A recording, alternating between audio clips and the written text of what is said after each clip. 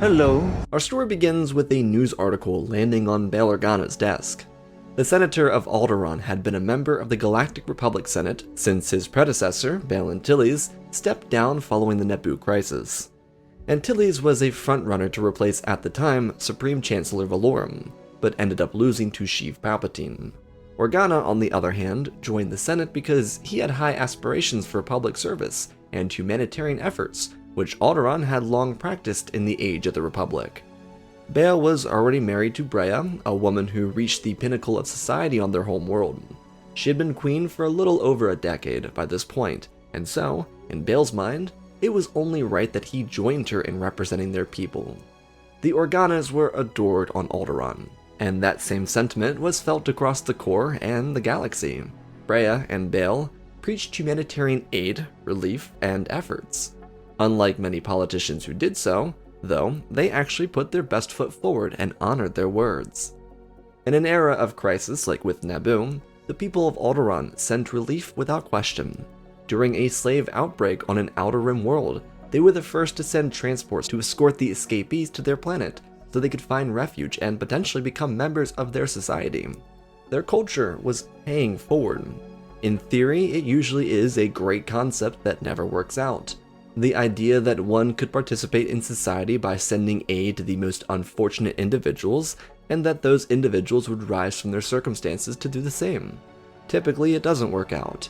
In an economic system like the Galactic Republic, money drove people. It's why many important business capitals like Coruscant, Corellia, Kuat, and Anaxes had lower levels, or places like them. It's not to say that the people of Alderaan were perfect, but they honored what they preached. They promised the poor, the greedy, the dishonest, the wrong, with a chance to make amends, to pay what they learned forward and participate in society. Alderaan was the golden city on a hill. It wasn't gilded, nor an optical illusion. It was everything that the Republic promised it was, and sure, it was very attainable on a planetary level, compared to a galactic one, but they did it. Breya upheld those time-honored traditions and continued building a prosperous world. Bail, idealistic as ever, joined the Senate with the same aspirations. During his campaign in late 32 BBY, he promised an auspicious future, not only for the Republic, but for Alderaan. Now, his face wore an exhausted frustration. It had been a long week.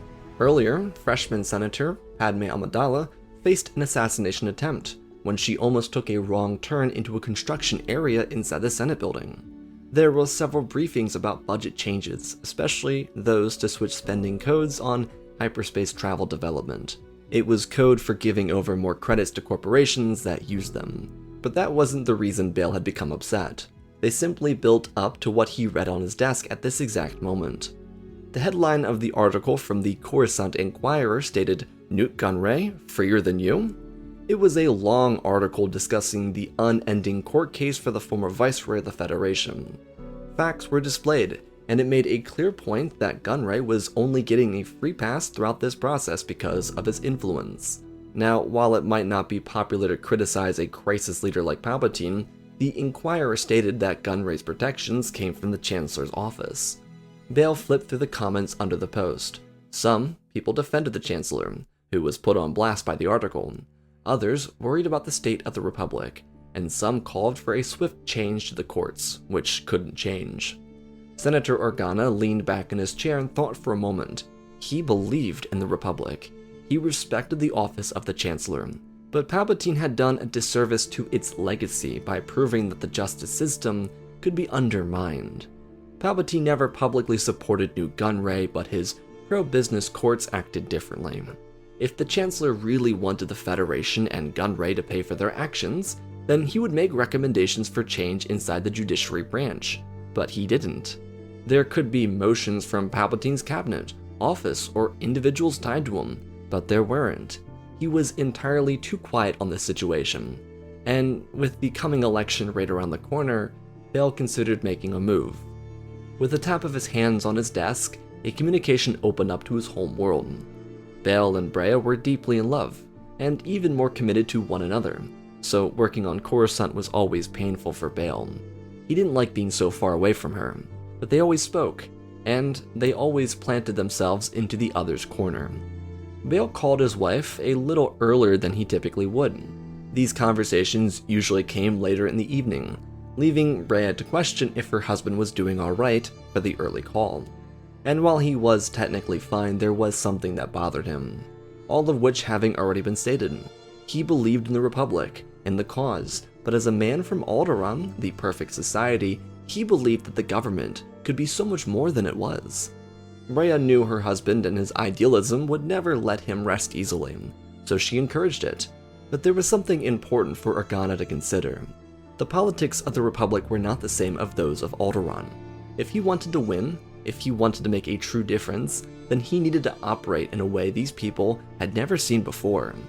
Bail thought for a moment, listening to the words. They looked at each other as the thoughts cycled through his mind. A streak of light crossed his eye and a smile formed around his cheeks. He told his wife that he had found the answer, and she told him that she'd let him get started. Bail, after saying his goodbyes and sending his love, shot out of his chair and pulled together his entire aide cabinet so they could start working on the strategy that would change the entire makeup of galactic politics. Becoming Chancellor in the age of the Republic wasn't really about campaigning. Elections weren't held amongst the masses. Representatives inside the Senate did all the voting for their planets. They were meant to work on behalf of their local planetary governments and their constituents. It's why Palpatine became Chancellor within the span of 24 hours. The Republic couldn't just throw a vote out into the galaxy and hope to have fair results. For such a democratic system, much of it was held behind closed doors. Bail figured, why not change that? See, Alderaan had done well in the previous election, with Senator Bail Antilles falling short behind Palpatine. The Naboo crisis obviously helped build support, but there were rumors of frustration filling the ranks of the Senate. While the Chancellor election was right around the corner, there were strategies anyone could use to make a bid for office. Typically, senators didn't try and challenge an incumbent unless they looked extremely weak, because it could hurt their own attempts for office in the future. Antilles dropped out of the Senate because he would struggle to find stability in office after losing. People didn't like quote-unquote losers. Organa, though, had an alternative strategy. As he and his aides concluded, Palpatine no longer had the emotional support of the people for the invasion of Naboo. That was 4 years ago. If they could swindle the population into supporting Organa, then they could influence change within the Senate. No one who ran for public office ever campaigned on local systems. It was a waste of credits and time. Every so often, like with a Valorum, there'd be a planetary event to build up local support for the candidate, but those were more ploys to get lobbyists and PACs to donate credits. Valorum, specifically, knew how to make himself a profit, and the event held on Coruscant did that for him. Bail Organa, though, knew that if he changed the ballgame by specifically targeting the constituent bases of politicians that planned to back Palpatine, then he could change the future of the election.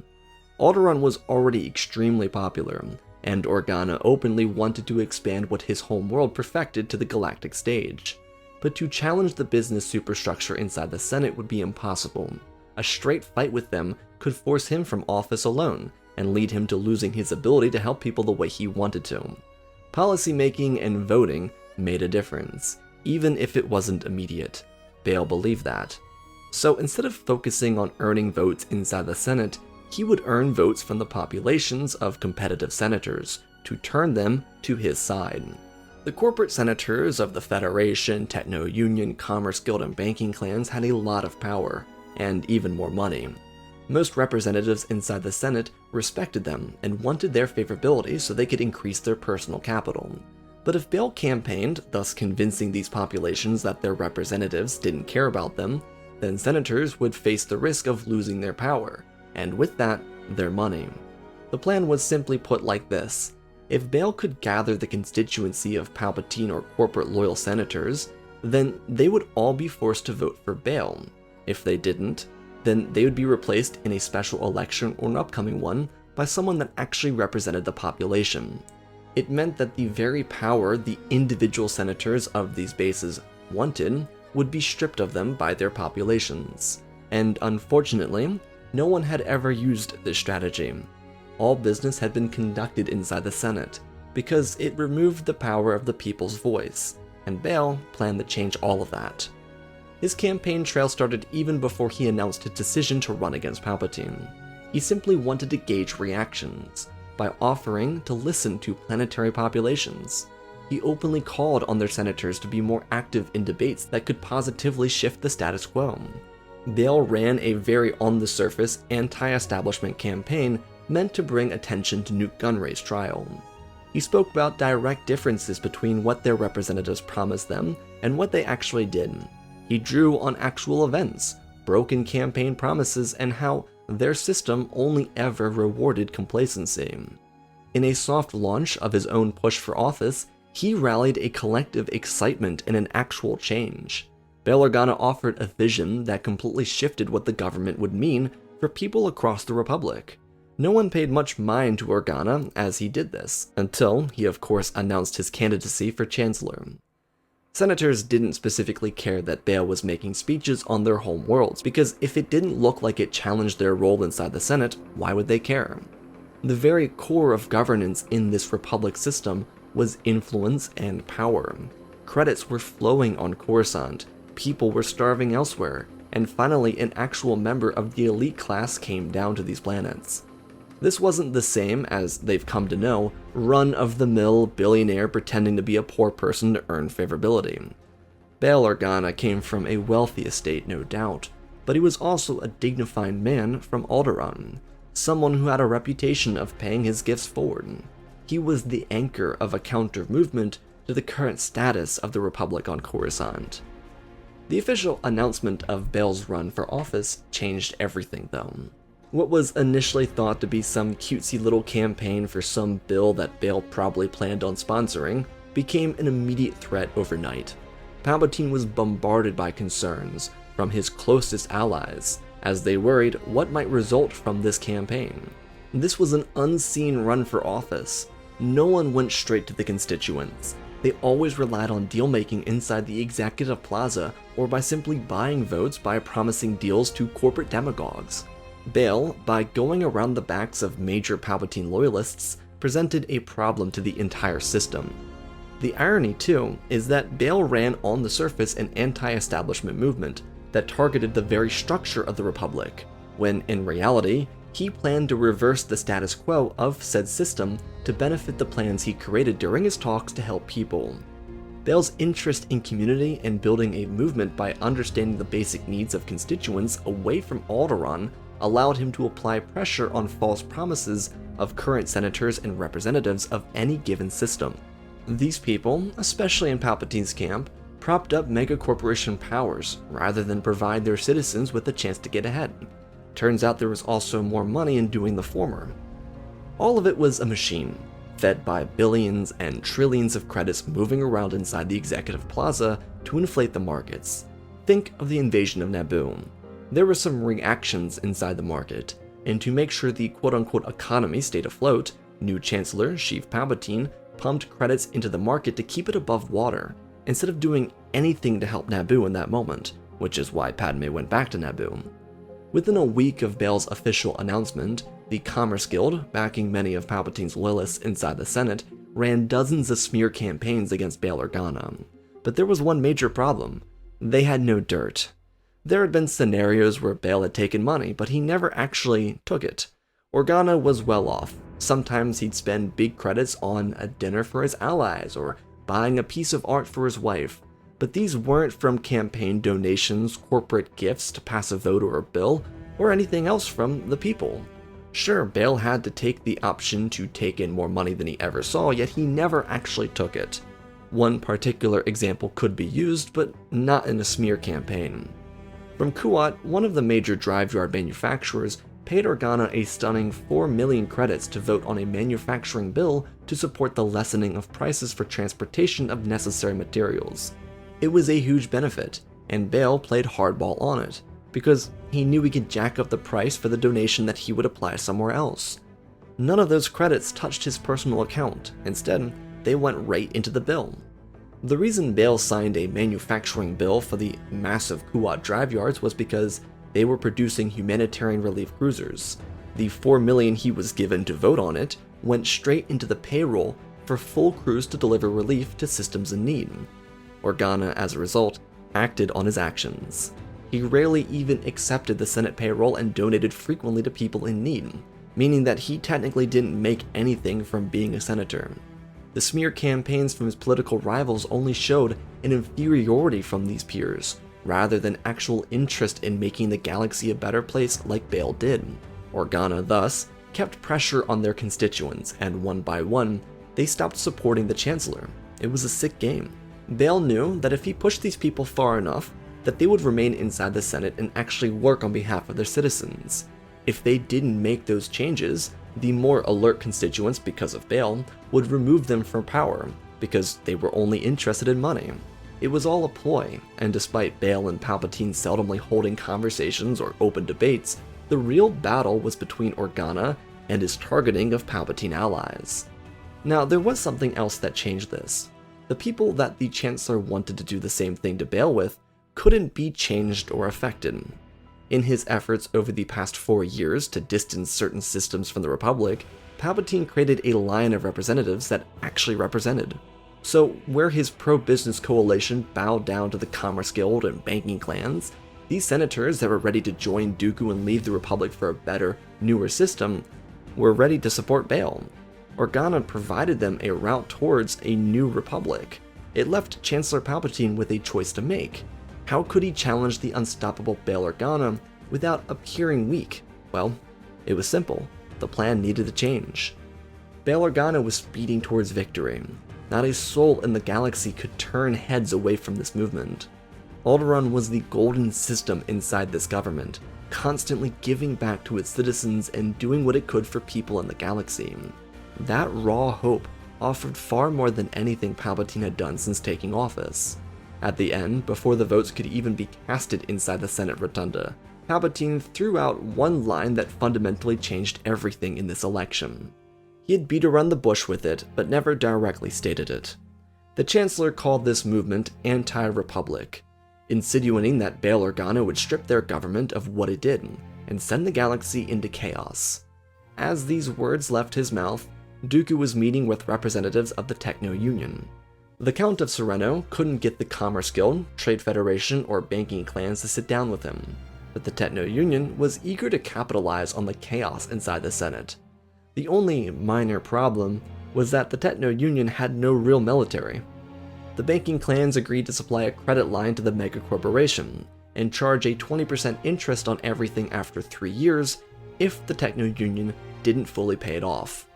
But the bill would be so large that not even a powerhouse like the Techno-Union could pay it off in 3 years. Bail had no clue that this was going on behind his back. Instead of a guttural reaction from the Senate to Palpatine's anti-Republic remarks, Senator Organa instead became the next Chancellor of the Galactic Republic. People once across the galaxy were eager for the change that a mid-rim senator like Palpatine might bring. But Organa's rise came with open celebration from the people of the Republic. They saw his ascension as the beginning of a new golden age, and it beautifully lasted for 13 hours after Bail's victory speech. Palpatine knew that with the should-be separatist movement sticking with the Republic and supporting Bail, that he couldn't technically form a CIS coalition. Instead of trying to rush things and force a new movement in time for the Clone War, he targeted the group of people that were most frustrated by Bail's actions, Palpatine's loyalists.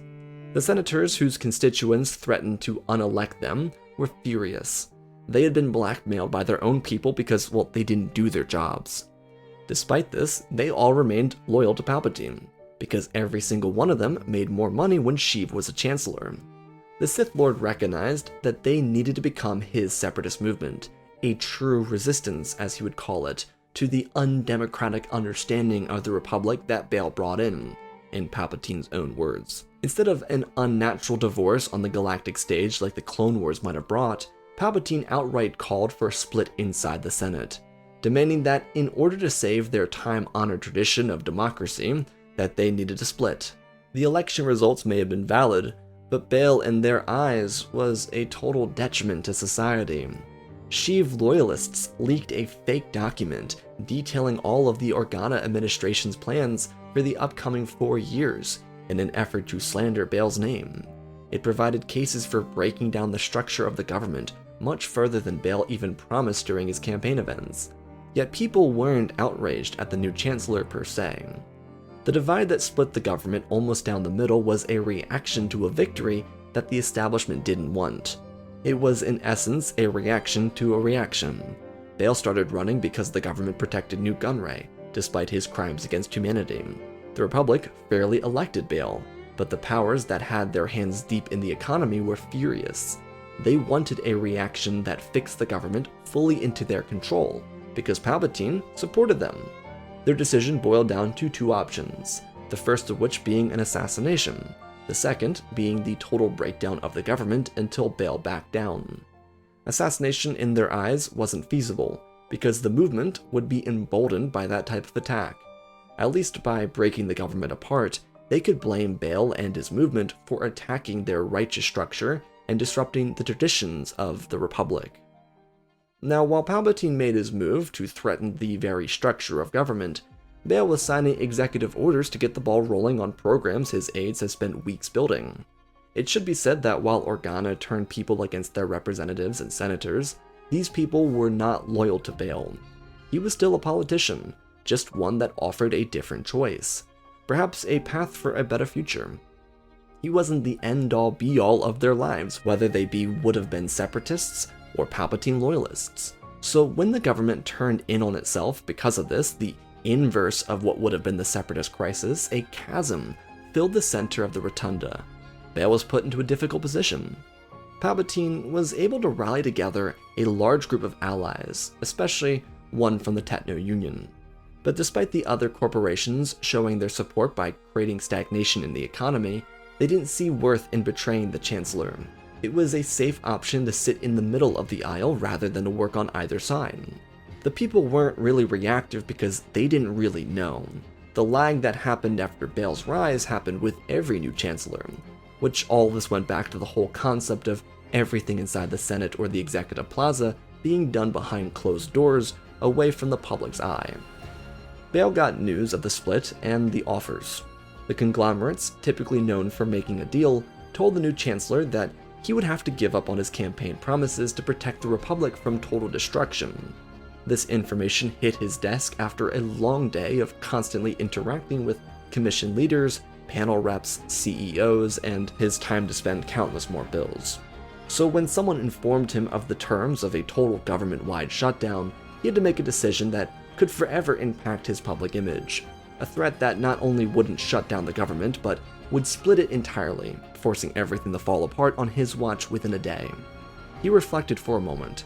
He knew why he won a seat in office, because he promised to be what the people asked of him. His goal was always to offer humanitarian support, and, come to think of it, a legislative package for a $2 quadrillion care package that he planned to introduce to the Senate sat on his desk. This very bill could change lives on every system within the Republic. The fiscal budget for the Republic came to a resounding $15 quadrillion on average, and it was a high commitment from the government. But he had already rearranged the budget to account for it, including a reverse of the tax plan, which wouldn't prioritize ripping up the foundational classes of society, and even adding certain restraints to trade lanes on corporations like the Techno Union. It all came down to this, though. How would the peaceful senator, now Chancellor from Alderaan, handle this adversity? Would he bow down, rescind his promises, and let the government break apart? 1,000 generations sat on his hands, and he told his cabinet that they wouldn't be breaking the government down. Instead, he promised an executive plan that would dig into the deficit to find resources for a minor military movement. An already tired man called for the Jedi to join him inside of his office as he built a counter-strategy. Bail knew exactly how his opponent Palpatine would play this. The former Chancellor would make up bogus information to make it seem that he had championed democracy and saved it from an outlandish plan that would have divided the Republic. A total shutdown would have been perfect for that. It clearly displayed a fear of Organa's control, and while Bail didn't know that a military threat sat on the table, he did know what the Techno Union possessed, even though they weren't on his target list yet. The quiet middle ground support from the other corporations didn't concern the Chancellor. The Techno Union, planting itself in the way of his want to make change, did. The game of chess, like everything had been with Palpatine and Organa, came with quiet moves, made on the other side of the board. Their lack of interaction with one another made the other harder to read. Palpatine didn't want to lose his spot in the public eye. If he was okay with surrendering that role, then this would never happen.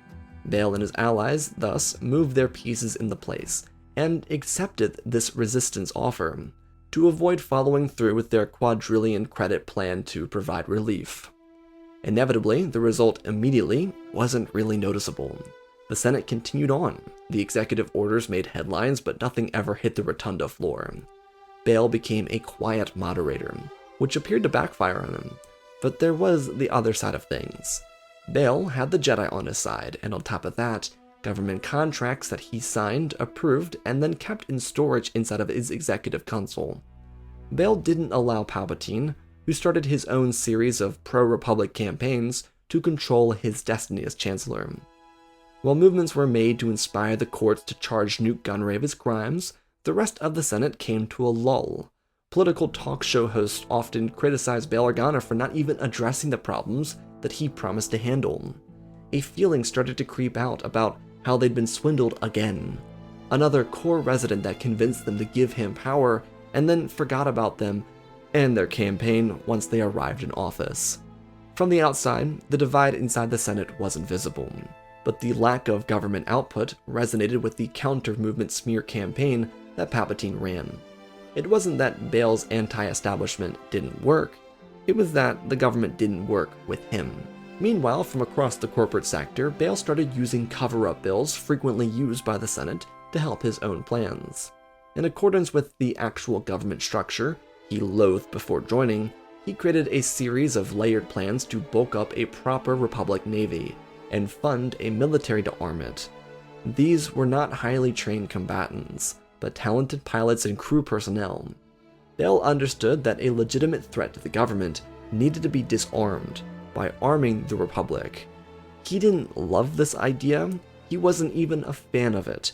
He just recognized that the Techno-Union was doing something, and he needed to be prepared. Now, despite his efforts to push out humanitarian relief, the 2 quadrillion credit package still sat on his desk. Bail frequently worked with his allies to build new strategies around it because, truthfully speaking, the strategy he used to get into office wouldn't work without production from the government. If Chancellor Organa could prove that the Republic functioned under his administration, which it hadn't yet, then he could show uncooperative citizens that he cared about them and that it would work. On the surface, what Bail was doing behind the Senate's back might sound like autocracy, but these weren't agreements to counterproductive systems inside the Senate. This was a redistribution of credits that inflated a fake economy that would be given to people who actually required his aid. Again, all under the table away from the eyes of the Senate, because all these agreements sat inside of his console. After 6 full months as Supreme Chancellor, the barely 40-year-old senator started showing gray hairs. He didn't lament it, and Brea quite liked it, but he knew that the job was getting to him. They were constantly on the cusp of greatness, but the conglomerate movement tied to the Senate resistance was holding him back. It was clear, though, that the would-be separatists, prior to Bail's victory, were staying with the Republic, the Mina Von Tiris, for example. They believed in Chancellor Organa. However, thanks to the Jedi and Palpatine's decision to keep pushing for a split Senate, there were answers revealed.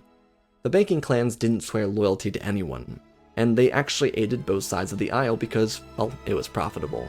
The Techno-Union production loan and several minor Republic requests had been approved by Nick's card of the banking clans. But what became apparent was that the Techno-Union wasn't nearly as efficient at battle droid production as the Trade Federation, and with Newt Gunray ending up inside maximum security prison with a lifetime sentence, the Trade Federation had no intention of showing their teeth against the new administration. Dooku and Palpatine continued to support the resistance movement, publicly and behind the scenes. But the problem remained: the Jedi. While the Jedi never discovered their identity or what they were up to, the Order did connect some dots that could aid the Chancellor. The High Council was very much in favor of Bail's humanitarian relief bills, and they wanted every single one of them to come to life. So they went out of their way to employ knights in undercover operations to break apart the resistance movement from the inside out. It revealed that Palpatine had every intention of throwing Bail under the bus with a government lull. However, Because Organa continued to manipulate the conglomerates by providing bills that slightly favored them, they refused to buckle and split the government. The previous administration, Palpatine's, put so much fear into the minds of these corporate representatives that they actually believed Organa would destroy their businesses, but that was never his intention. He modeled this approach off of Alderaan's government success, but it didn't mean that he would destroy the corporate demagogues if it resulted in more suffering. Bail believed in an approach that rewarded competition, while also providing a fairer playing field for everyone. It also, to be honest, depended on how these corporations responded too. If they bought into the concept of giving back to the community without exploiting it, then they could also share in the prosperity. The break for Organa's administration came with the speech of his life. Chancellor Bail Organa arrived at the Senate building for a State of the Republic speech, where he explained everything to the galaxy. It was his chance to tell everyone what he was experiencing and why things had been so stagnant. It was also his chance to make a move that not even the Sith Lord and his evil apprentice could expect. Bail started with a talk similar to his campaign speeches, which more or less bubbled down to a conversation. It already was one of the highest watched State of the Republic broadcasts in modern history. He brought together everyone's attention, because he had captivated them before his election, and now they needed to see proof of his efforts to make real change. So he, without making excuses for the struggle inside the government, told them all that with the activation of the first true Republic fleet, they would challenge the Techno Union to stand down, so that the 2.6 quadrillion credit humanitarian care package could be approved. In this, he listed out the basics of the system, and how, thanks to the delay inside the Senate, due to internal factors, quote-unquote, he was given plenty of time to readjust this relief package. The citizens of the Galactic Republic were always on his mind, and now, thanks to the Jedi, he knew exactly who caused so much distress on the process of government. And he thanked the people for believing in him and his administration, and promised them the change he had initially run on. Sidious, who watched this from the Techno Union headquarters on Skako Minor with Dooku, grew increasingly angry. Whatever the Republic mustered up would be eradicated.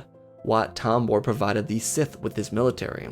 He had told them that even in 6 months, the Republic shouldn't have the capability of mustering up a competitive fighting force. Well, as it turns out, they did. A sensor on the structure sounded, and a Republic fleet of destroyers, cruisers, and fighters, led by Jedi pilots, descended into the atmosphere of the planet.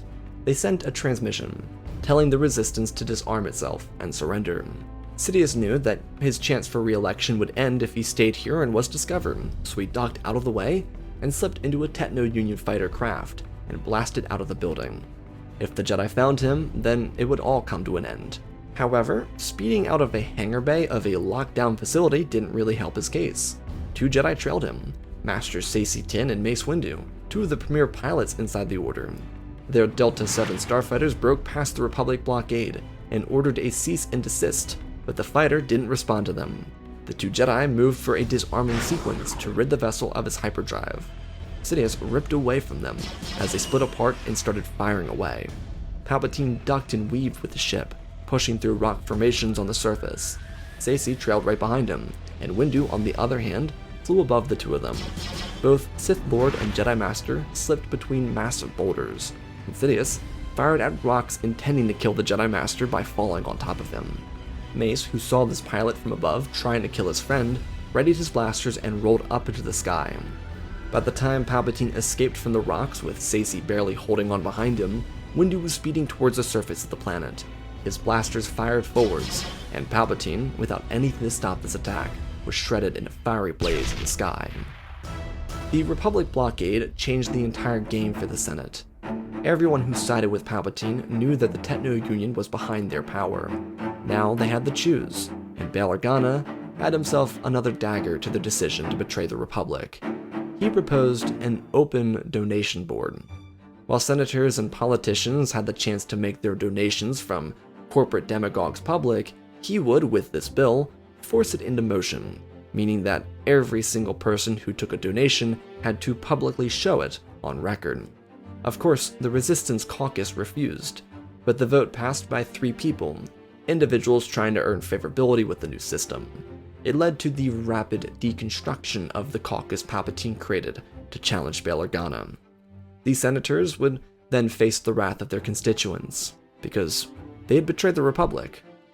Following the struggle of actually uniting the Senate, Bail had a really seamless transition into leadership. Dooku was arrested for conspiring with the Techno Union to shut down the galactic government, which is what Republic officials saw it as. The senators were given a free pass and left at the mercy of their constituents, but the conglomerate physically threatened the Republic, and they faced a punishment for it, just like Dooku. The Union became split up, and eventually given over to other corporations for good behavior, something at Organa's government prioritized. If any given corporation pledged itself to assisting in the massive relief bill, then they would be provided subsidies for contributing to the cause. It was that simple. And pledging to assist wasn't adding credits to a massive budget, it was establishing systems that ensured the structures put in place to keep it operational remained. This could be learning centers that actually helped people instead of heavily defended prisons meant to create repeat offenders. It could also be food banks that continued to deliver despite sometimes coming at a cost. There were flaws in the system, absolutely, but the massive budget did not sink the economy. It didn't even destabilize the markets. It only provided a more appropriate step to building a stronger society on every level. All the false promises of helping out the lower class in previous decades finally came true with a real bailout, supported by Organa, who continued to champion humanitarian work for the rest of his term. It didn't always go perfectly. It didn't even result in a total full across the galaxy change, but it made a difference. While Bail knew nothing about the destruction of the Sith, it also became a lot easier for him to maintain a lead inside the Senate without challengers like Palpatine. There were people that disagreed, and those disagreements created better bills and amendments. But without the Sith, change was entirely doable. What started off as a rocky administration that, like every other, failed to deliver on promises, eventually became one of the most remembered movements in galactic history. Once Organa left office, there were no clone wars, there were no civil disruptions, just a starting to change society. Bail didn't just change the Republic, he set the standard for every other administration. His initial care package changed a lot, same with the slowly growing Republic Navy. But the real change had to come from constant effort. The Republic couldn't fall back into the hole it first created for itself, and luckily, or thankfully, they wouldn't. Supreme Chancellor Bail Organa not only introduced the galaxy to a system that benefited Alderaan for thousands of years beforehand, but showed people that, in being a good member of a wider community, they could also build the most prosperous society seen in galactic history. And that, my friends, is our story. Again, special thanks to all the patrons for supporting the channel. Smash the like button. Let's talk about this story. Alright, so if you've read Reign of the Empire, the book that came out, I think it came out in like June or July or something. It's like this post-Order 66 book. This Bail Organa that I have here is heavily inspired by that. Bail in the Clone Wars is kind of just like a background guy, and in Andor he's great. But in that book, he is like overly idealistic, and that is really what the basis of the inspiration for his character in this came from. He's just super idealistic, and sometimes at his own detriment, too idealistic. I like the concept of having Palpatine and Bail having really no relationship or interaction in this. With Padme and Mon Mothma, there's always a lot of personal conflict, whereas in this story, there's not a lot of that, and I really wanted that to be the intention of it. I wanted it to be like a chessboard, where they're on either sides, but they never really interact with each other, they never see each other, they're just constantly moving pieces to undermine the other. And Bail's first move is undermining Palpatine, going behind their backs and choosing constituents, which I thought was a really useful way for Organa to draw up support. I really don't think Organa wins in a scenario where he goes up straight against Palpatine. Not that he's not good enough, it's just that Palpatine was really a head full of steam. And the only way that you could do that, aside from other ways that have been shown, this one allows Bail to interact with the population, which I think is something he would thrive with. I think Bail's a people person. I think that's where he would gain his support. If Bail could convince Palpatine-loyal constituencies to support himself or to not support Palpatine, I think he really would get away with it. I think he would actually come out on top. And I thought the interesting side piece would be Bail actually going for military creation. It's not like in his nature to build a military, but he really kind of sees that the threat comes from something external, applying pressure on the system. And the irony in all this is he's not really anti-establishment the entire time. He's anti-corruption, and I really wanted to go out of the way to not say anti-corruption. He's really just trying to restore a sense of dedication to the Republic, and I think that's what he accomplishes here. So I hope you all enjoyed. I love you all, spread the love, and always remember, my friends, may the Force be with you.